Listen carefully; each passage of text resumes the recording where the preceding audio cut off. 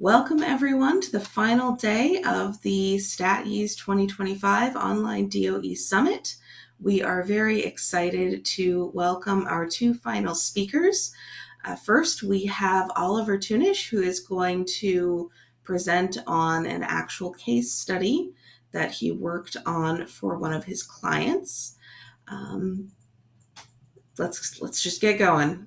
Oliver, it's all yours. Okay, yeah, hello to everybody from my side as well. Thank you, Rachel, for the introduction. Yeah, it's a pleasure to be able to start this final day of talks today. And yes, without further ado, I think we can just start the talk. I'm here today to talk a little bit about a project we did actually over the last couple of years, and how we utilized DoE and Statease software for hygiene monitoring in healthcare. Before we start, maybe not everybody knows me yet. My name is Oliver Tunich. I'm a statistician at the company Statcon in Germany. We do basically anything statistics, from training to consulting and also software sales. In fact, we are the German distributor for Statease and Statease products for over 30 years now. And especially with that, DoE and industrial statistics in general are our main focus. If you have any questions, anything for after the talk, just feel free to contact us under the email here on the slide. And with that being said, well, let's move to the more interesting stuff. The project I want to talk about today, and I want to use to highlight a few things within Design Expert and Statease 360. So the project I want to talk about today is a research project, a 4-party research project we did with 3 different companies here in Germany. It has a quite complicated official name: Intelligent and Resource Efficient Monitoring Systems for Process Quality of Disinfection and Cleaning Along the Healthcare Supply Chain. What that means and what the goal of this project was, it was basically to make hygiene and disinfection processes along the or in the healthcare industry more efficient, more resource efficient, and more smart, if you want. Specifically, the goals of this research project was to basically develop a prototype with 3 main goals. First, develop sensors and sensor networks to generate data for process monitoring that can give us an indication of, well, is everything hygienic enough to be safe, right?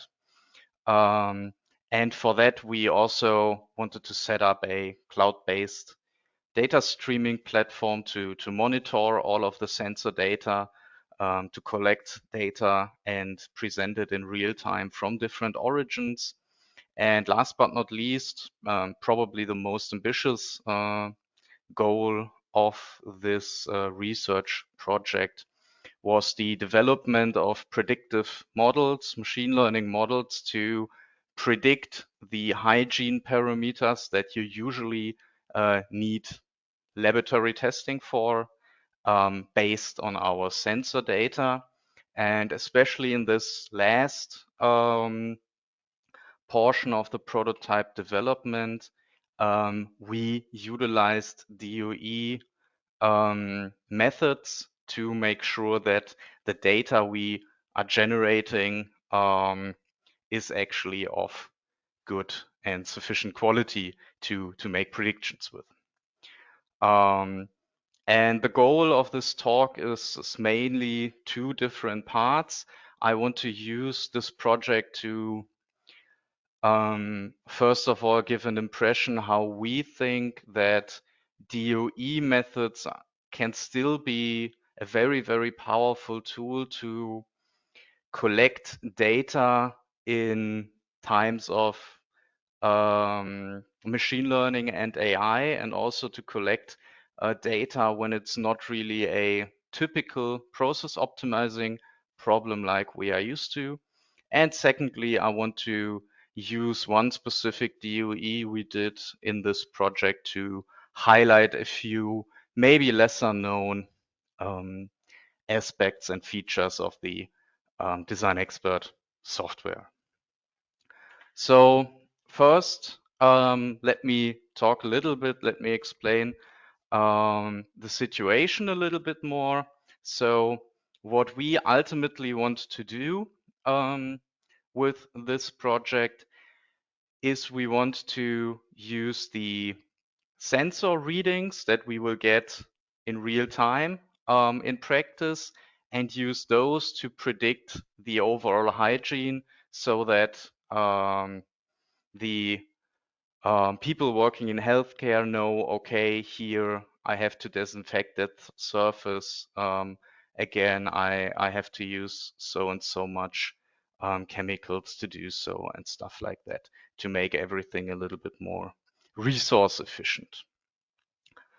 The problem with that is that typically when you want to collect data for such models, you want to systematically change, systematically vary your inputs, which would be the sensor readings. In practice, this is not possible, right? But what we can change in practice in this particular case are the process settings and the process parameters of the disinfection and hygiene processes. We can vary how much product we will be using, how often we will want to disinfect stuff, which product we want to use, and stuff like this. This is something that we will not have on a regular basis when monitoring the processes, but this is something that we can vary here in the development phase via DOE. And so the goal was that by varying the process parameters of the disinfection processes systematically with DOE, that we can generate a high quality training data set for our machine learning and AI applications later on, and make sure that all of those situations that can happen in practice are represented in our sensor data that we then use to train our models. So not the typical DOE application, and that's why we thought it might be interesting enough to talk about it. And yeah, let's have a look at what we actually did with one specific example. So obviously we did this stuff with multiple disinfection processes throughout the supply chain, and we also did multiple DOEs for most of them. I want in this talk present you with one example of a relatively simple process here, which would be the surface disinfection. So the disinfection of relevant surfaces, for example, in hospitals, right? And I want to utilize this example to show you a little bit about setting up an optimal DOE with categoric factors and also with maybe a little bit lesser known type of DOE factor, which would be a numeric discrete factor. And we will also perform a little augmentation while changing the levels of one of those factors, that can maybe help you to see what's possible with design augmentation. And then we will bridge the gap again towards our research project and see how we plan to use and how we use the data generated out of the DOEs here.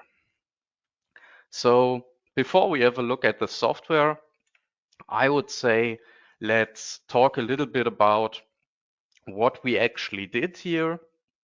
And for the surface disinfection, we looked in this step at 3 different factors, which would be the concentration of the disinfection product used, the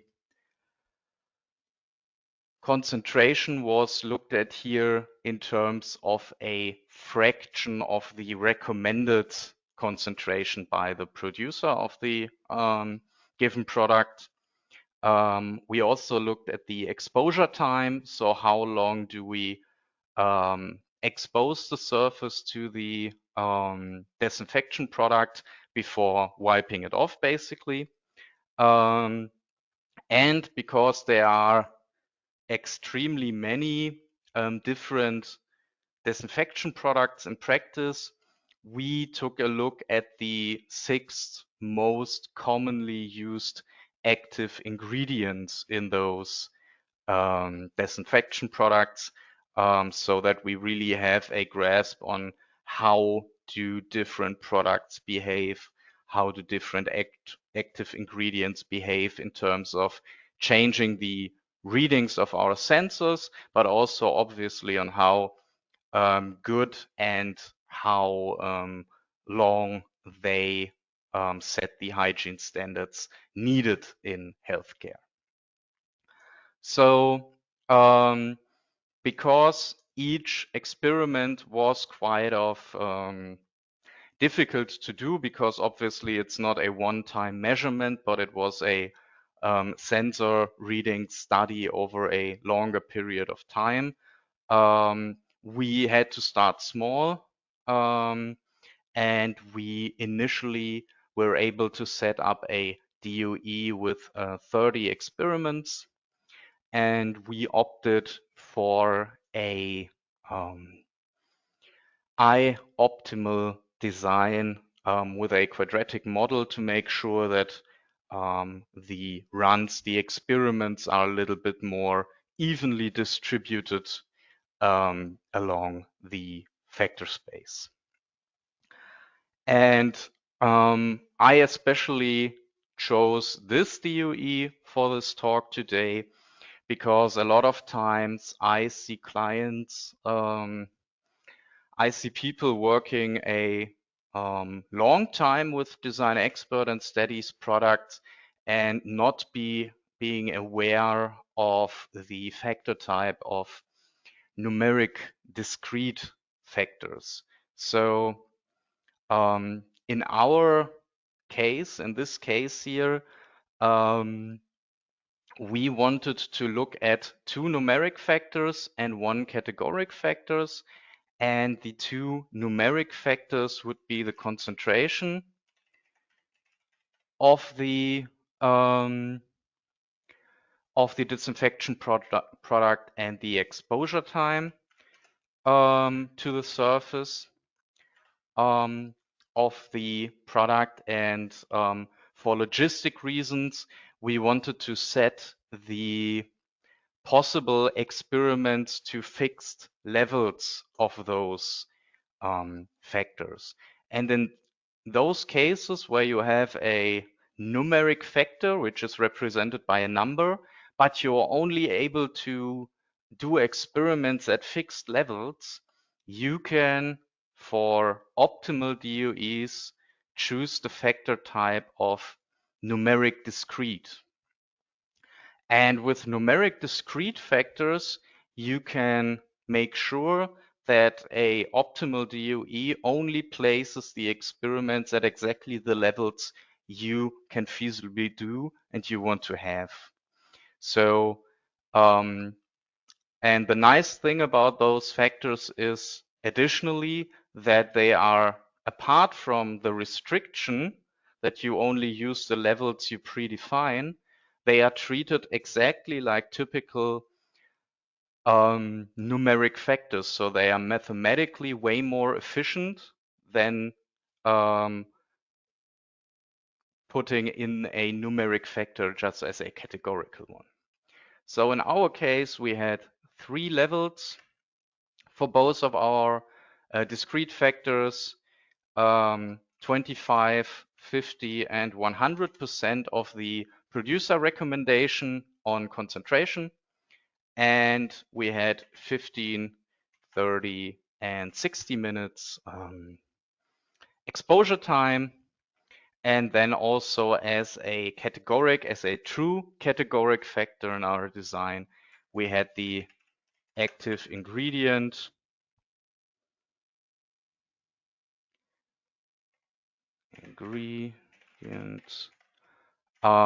with 6 different levels.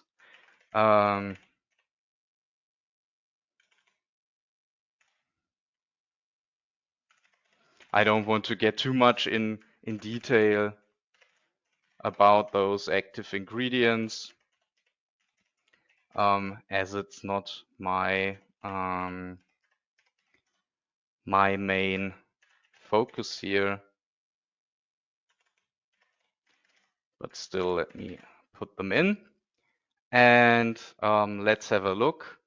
For those of you who already set up a optimal design before, you see that nothing really changes. And like I said, the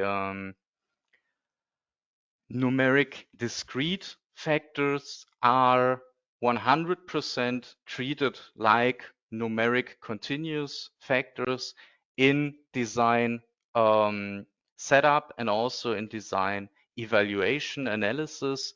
The only thing that differs is that you will only have to use the levels that you actually can perform in the DoE. And we found that in a lot of practical settings, this is a great feature to know to make your or to make DoE and especially optimal designs more accessible in situations where the logistics of experiments are a little bit more difficult. So like I said, we had an initial budget of 30 experiments. So I just removed one lack of fit point here from the standard settings.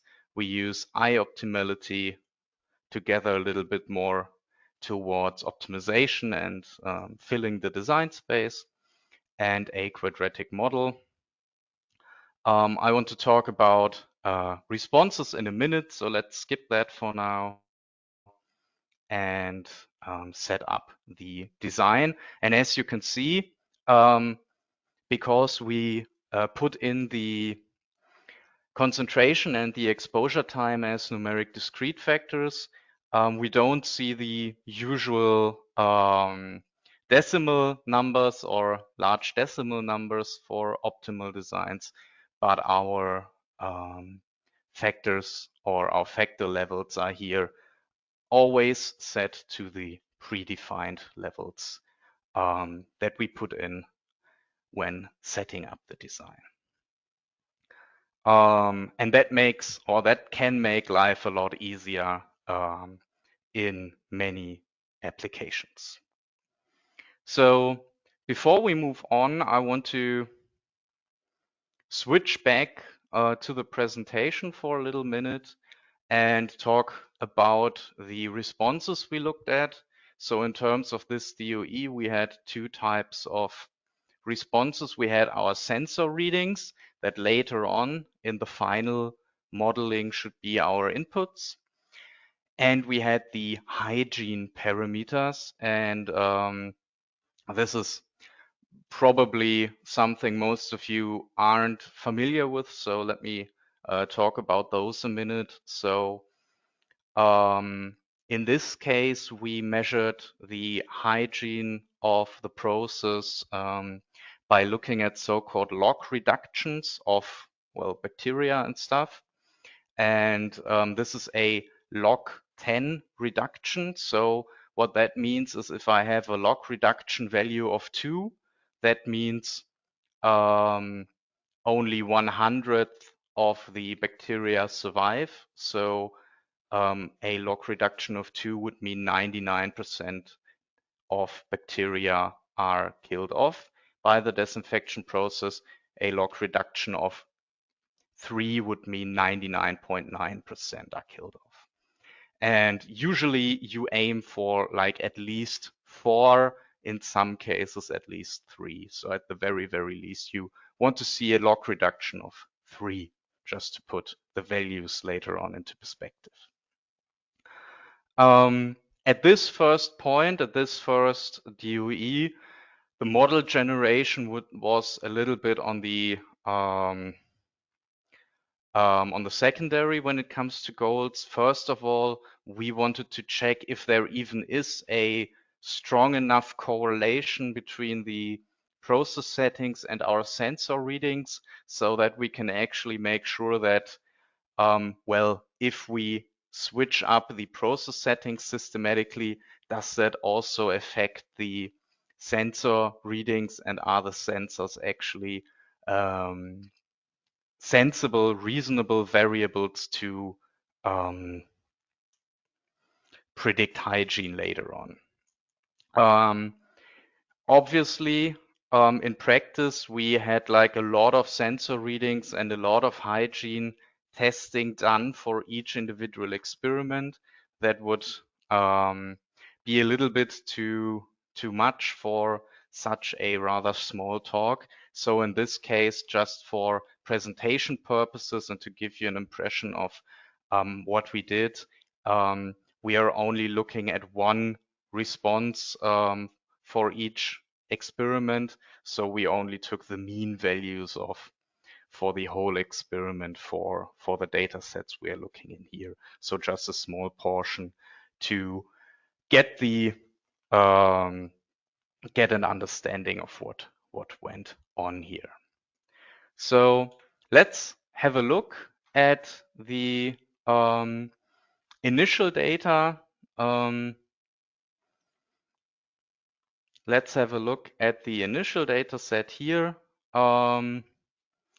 We have the 30 experiments here, and in this data set I have 4 different sensor readings. Like I said, only the mean values for each experiment, and then we also have the log reductions for 2 different sets of hygiene testing. And I would say let's have a look at the data itself. Here you can see a visualization of how the DOE was structured. And let's have a look, for example, on, let's say, the pH value. You see that the pH value here is nicely distributed between or in the neutral range, with one exception. If I set the color by the 3rd factor, the active ingredient, you can see that there was one active ingredient that led to very, very low pH values. But apart from this, we had a very nice distribution here. And also we can look at the conductivity, for example. Here we have a similar similar picture. Nevertheless, let's have a look at the final responses as well, the hygiene settings. And what we noticed here is that a lot of the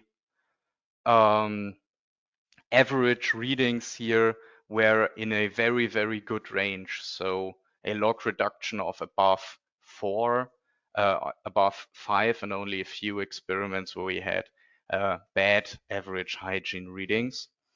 And especially when we look at the hygiene in connection to the exposure time, we saw that maybe in the ranges where we looked at the exposure time, we were little bit too restrictive, because we are not only, remember, we are not only wanted to optimize the hygiene, but we also wanted to learn when exactly does the hygiene go bad. So we have to be active again and make sure that everything is clean and safe. So in our experiments, we actually aimed to have a few quote unquote bad situations as well in our safe laboratory setting. So what we did is we made sure that we generate some more data. And in other words, we wanted to augment our design, and we wanted to not only add additional experiments, we also wanted to include shorter exposure times to really see when is the sweet spot between long-term hygiene and resource and time efficiency. So I want to use this as an example on how can we augment such designs, how can we augment designs with basically only categorical, only discrete factors. Because I'm sure many of you actually are familiar with a feature in Design Expert, which is called modify design space, where you can add additional experiments and modify the design space. So modify the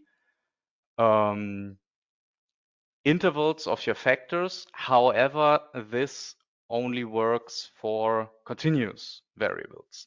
If you have discrete or categoric variables, we have to change the factor ranges manually, and we can do this for numeric discrete factors like the exposure time by editing the factors via the edit info option. And here you can see we can just increase the number of levels from 3 to 5, add 1 and 5 minutes. So shorter exposure times to the factor. And now we can go ahead and add some more experiments, which will then include the shorter exposure times and hopefully give us more insights about how much chemicals and how much exposure time are actually needed to guarantee a safe healthcare environment. So just to make sure, click on the info again. You see we have 5 levels now, and now we can go to the augment design section and augment the experiment with additional runs. We also chose a eye-optimal approach here, so RSM optimal, switch it to eye to get a better filling of the design space if you want, keep the quadratic model, and we actually had a budget of another 30 runs. So here we were just able to add some more model points to go to 30 and let Design Expert set up the augmented design. And as you can see, that's no problem. And as you can see, we also have included now the 1 and 5 minutes exposure times, a lot of those because, well, these regions of the factor space are not filled with experiments right now. So we have a lot of those smaller exposure times that we hoped could really give us an indication of when exactly the safety, the hygiene is breaking. And still we have a few of the larger exposure times still in. So we are able to really also compare the two blocks of experiments with each other. So here we see just an example of how we can be very, very flexible in Design Expert with our experimental design. And also if we notice something, we can still augment our design to include a few more regions here, to include a few more relevant factor settings. So to go back to the presentation here, what we learned from the initial analysis is basically that we need some more data with also bad cases. And we also learned that the process settings and the sensor readings are in fact highly correlated. So that really made us more confident that our approach actually made sense to systematically change the disinfection process to get a good quality training data for our sensor to hygiene models, so that the sensor data really encompasses all of the situations found in practice. And like we saw, we then went ahead and augmented the design with 30 additional runs and exposure times of 1 and 5 minutes. And yeah, for completion reasons, just as a reminder, when you want to modify your design space with discrete or categoric factors, you have to add the new levels that you want to look at manually through the edit info model. And you're able to do this as we just saw a minute ago. So to finish up this example, I want to show you a little bit of the final data. Obviously, the models that we are using in our prototype, that is still in development actually, will be trained using the full set of sensor readings and also the full set of hygiene testing. But we can have a look at a much simpler data set with only one reading per experiment to just see if there are even some correlations between our sensors and the hygiene, or the process parameters and the hygiene parameters. So let's take a few more minutes to look at the data set after the augmentation. You see we have the 60 experiments here. Looks a little bit different than our augmentation because as you know, with optimal DOEs, you always have a little bit of variation because of the algorithms behind that. And here you can see all of our mean sensor readings and mean hygiene readings throughout those experiments. So let's have a look at the custom graphs, and you see that we have really a nice more or less continuous distribution of our sensor readings, like for example the surface tension here. So we were very confident that actually the sensor readings are distributed in a way that allows for a very efficient model training in the later stages of the project.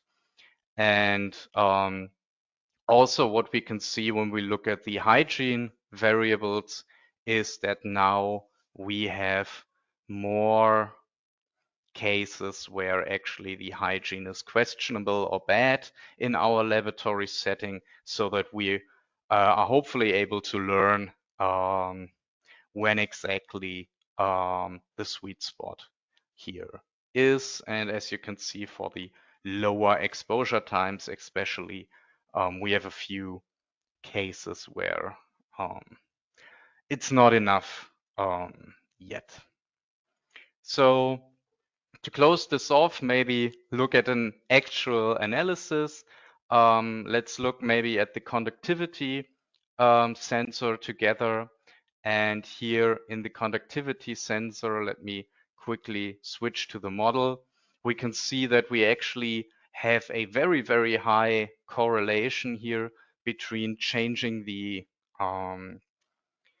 process settings of our disinfection process and our sensor readings, with R squares well above, and even predicted R squares well above 99%, 99.9% almost.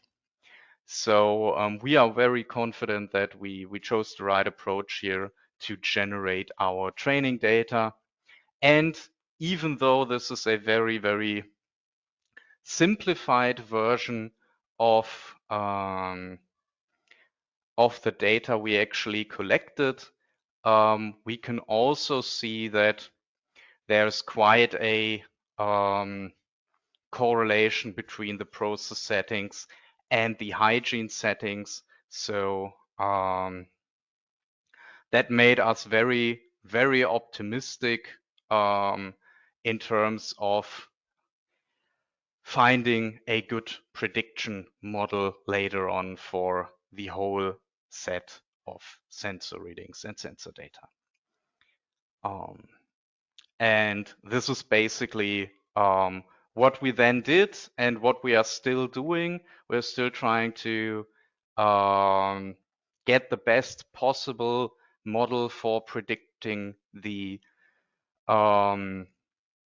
hygiene, to predicting the safety of different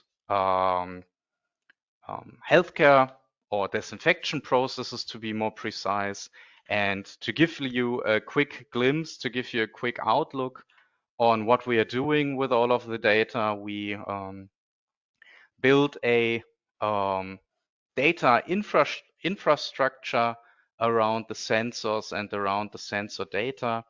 One portion of that is the process monitoring, so you can see in real time how things like pH, how things like conductivity changes, and you also get in real time the predictions of our models, so that in case there are sensor readings that are a case for concern, you are immediately notified and know, okay, we have to check, we have to disinfect certain areas again. Little disclaimer here, we are still in the process of developing our first prototype, so the infrastructure is pretty much finished, but obviously it's a very, very important topic, everything related to healthcare. So there is a lot more praxis testing, there's a lot more data collection in not only laboratory but also practice settings necessary to make sure that the models are actually performing the way we want. But we feel like in terms of this research project, we at least set up a good infrastructure for monitoring healthcare processes. And also we are able to show that, yes, there is correlation between those sensor readings and the hygiene standards of the process. And now our mission or our job to do for the future is to make sure that there's actually a chance to get those models ready for the market, so to speak. This is one side of the equation, and I want to finish up my talk with a conclusion more from the DoE point of view. And what I wanted to show with this talk is that even in times where basically everybody's talking about machine learning, talking about AI, and you have the feeling that all of the models get more complicated and more powerful by the day. Even in those situations, it's our opinion that we still think that, especially in industry settings, having a methodology to systematically switch up inputs, to systematically make sure that your input or feature space is evenly distributed, is covered up, has as little collinearity as possible, which is DoE is such a method. We still think DoE is a very, very powerful tool, even in those situations, to generate data and to generate data sets also for machine learning and AI to solve, well, real world business problems. And we think that DoE will still be relevant or will continue to be relevant in times of rapid developments in machine learning and AI. And of course, Statease is or Statease products are always a great way to get an intuitive but still very flexible application of DoE methods to get to your goals. So yeah, I hope some of the aspects of this talk were interesting for you, and that's really what I and we have been up to the last couple years. As I said, we are excited to further continue work on this research topic. And yeah, if you have any questions regarding this talk, then please go ahead. And thank you first and foremost for your attention. And thank you, Oliver, for an enlightening presentation. That was really fascinating how you're blending these techniques and using different different data sets in different ways to actually look at the whole of the system and make decisions. So we have a couple of questions. With a budget of twice 30 runs, why go for an eye optimal design, which will lead to many replicates of certain treatments? Maybe a space filling design might make more sense, although with discrete factors that might not have changed much. That's actually a pretty good question. The reason we opted to go for as many replicates is that the development of the actual sensor networks, so of the actual measurement systems, were also part of the research project. So we really wanted to also learn how the variability is within comparable or equal settings of the process parameters for the measurement systems. Okay, and the next question is, what was the reasoning for using type 2 sum of squares test instead of the standard type 3 sum of squares test in your ANOVA? Actually, the analysis that I just showed were just for for the purpose of this talk. So I guess that I didn't notice that for this version of the design expert file, it switched to the different type sum of squares. So no particular reason for that. As like I said, the analysis, the actual analysis was conducted on a much more um, on a much larger scale, on a much larger data set, and not only with one measurement per run. So this is just an artifact of the data set I prepared for this specific talk. But good attention to detail, I guess. So here's our next question. For alternative machine learning or AI predictive models, did you use Python integrated within the Statease 360 environment? I noticed you were saying you use Design Expert a lot. I'm not sure which product you were using specifically. So yeah, I tend to say always design expert just as a habit, but maybe you saw the little Python button on my shared screen. So we're actually using Design Expert. We used the Python integration a little bit to get data from Design Expert to our databases. But then we used yeah, standalone versions of Python and also R for the modeling stuff. It's one of the strengths of Statease 360 that you have this option to integrate using Python and to write these functions that aren't necessarily integrated into the software yet.